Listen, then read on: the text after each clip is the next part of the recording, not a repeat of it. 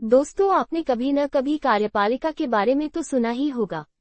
आइए आज की इस वीडियो के माध्यम से हम कार्यपालिका के प्रकार और उसके कार्यों के बारे में जानते हैं।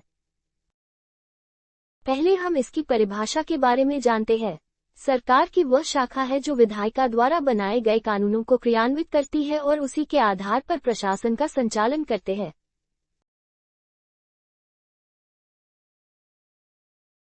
कार्यपालिका के प्रकार: पहली संसदीय कार्यपालिका, दूसरी अध्यक्षात्मक कार्यपालिका, तीसरी अर्ध-अध्यक्षात्मक कार्यपालिका। संसदीय कार्यपालिका में सरकार का प्रमुख प्रधानमंत्री होता है। वह विधायिका में बहुमत वाले दल का नेता होता है और विधायिका के प्रति जवाबदेह होता है। देश का प्रमुख दोनों में से कोई भी हो सकता है।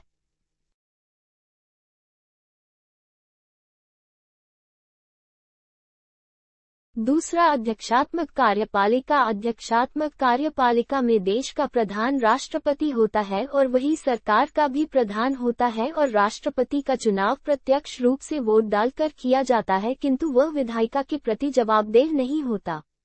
तीसरी अर्ध-अध्यक्षात्मक कार्यपालिका। इस प्रणाली में देश का प्रमुख राष्ट्रपति होता है, किंतु सरकार का प्रमुख प्रधानमंत्री होता है। प्रधानमंत्री और उसका मंत्रिपरिषद विधायिका के प्रति जवाबदेह होता है।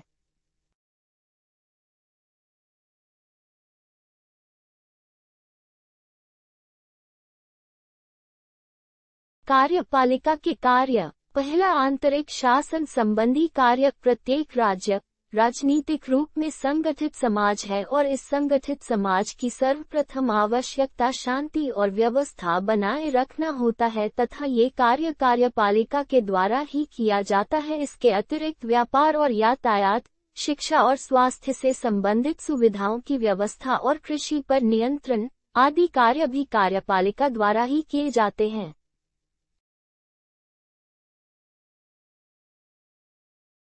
दूसरा कार्य, सैनिक कार्य। सामान्यतया राज्य की कार्यपालिका का प्रधान सेनाओं के सभी अंगों, स्थल, जल और वायु के प्रधान के रूप में कार्य करता है और विदेशी आक्रमण से देश की रक्षा करना कार्यपालिका का महत्वपूर्ण कार्य होता है।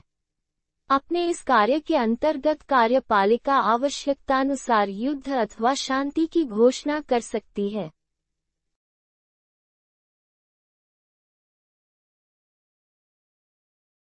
तीसरा कार्य, विधि निर्माण संबंधी कार्य। कार्यपालिका के विधि निर्माण संबंधी कार्य बहुत कुछ सीमा तक शासन व्यवस्था के स्वरूप पर निर्भर करते हैं। सभी प्रकार की शासन व्यवस्थाओं में कार्यपालिका को विधानमंडल का अधिवेशन बुलाने और स्थगित करने का अधिकार होता है। संसदात्मक शासन में तो कार्यपालिका विधि निर्माण के क्षेत्र में व्यवस्थापिका का नेतृत्व करती है और विशेष परिस्थितियों में लोकप्रिय सदन को भंग करते हुए नव निर्वाचन का आदेश दे सकती है। वर्तमान समय में तो यहाँ तक कहा जा सकता है कि कार्यपालिका ही व्यवस्थापिका की स्वीकृति से कानूनों का निर्माण करती है।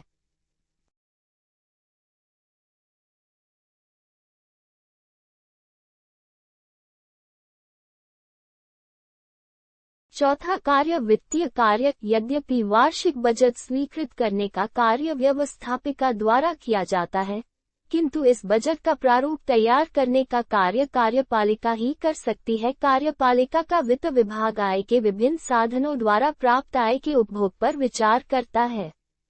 अगर वीडियो अच्छी लगी हो तो वीडियो को लाइक और चैनल को सब्सक्राइब करें।